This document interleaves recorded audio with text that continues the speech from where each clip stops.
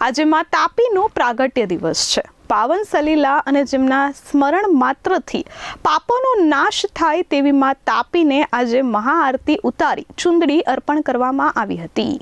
જેમના સ્મરણ માત્રથી પાપોનો નાશ થાય તેવા માં તાપીનો આજે પ્રાગટ્ય દિવસ છે। શહેરમાં માં તાપીના પ્રાગટ્ય દિવસની અષાઢ સુદ સાતમે રંગેચંગે ઉજવણી કરવામાં આવી હતી।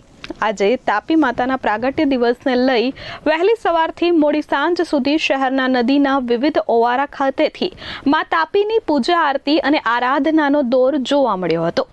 આજે માં તાપીને ચુંદડી અર્પણ કરવામાં આવી હતી। મધ્યપ્રદેશના સાતપુડા પર્વતમાં બેતુલના મુલતાય ગામમાં તળાવ પાસે અષાઢ સુદ સાતમના દિવસે તાપી નદીનું પ્રાગટ્ય થયું હતું। મધ્યપ્રદેશથી મહારાષ્ટ્ર થઈ ગુજરાતના અન્ય પ્રદેશોમાંથી પસાર થઈ સૂર્યપુત્રી તાપી નદી સુરત શહેર નજીક મહાપુરુષ દુર્વાસા ઋષિની તપોભૂમિ ડુમ્મસ ખાતે અરબી સમુદ્રને મળે છે। સૂર્યપુત્રી તાપી નદીનું સુરતની ધરતી પર અસ્તિત્વ હોવું એ સુરતીઓ માટે સૌભાગ્યપૂર્ણ માનવામાં આવે છે।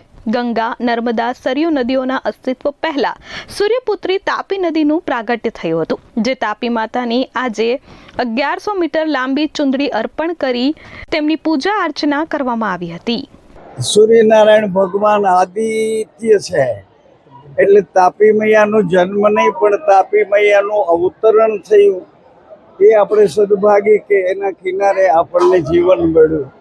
તાપી મૈયાની આજે સાલગીરી દર વર્ષે ઉજવાતી થાય અને અનેક ગણો સમાજ આવીને માના દર્શન કરી માની સ્વચ્છતા ઉપર ખ્યાલ રાખે।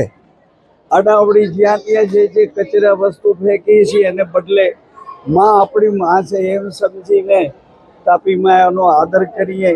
અને તાપી મૈયા આજીવન છે, આપણે આઘા પાછા થશું, આડાવડા થઈશું, હતા નહોતા થઈશું, પણ માં તો માં જ છે, હજારો વર્ષથી છે અને હજારો વર્ષ સુધી અવિચળ છે।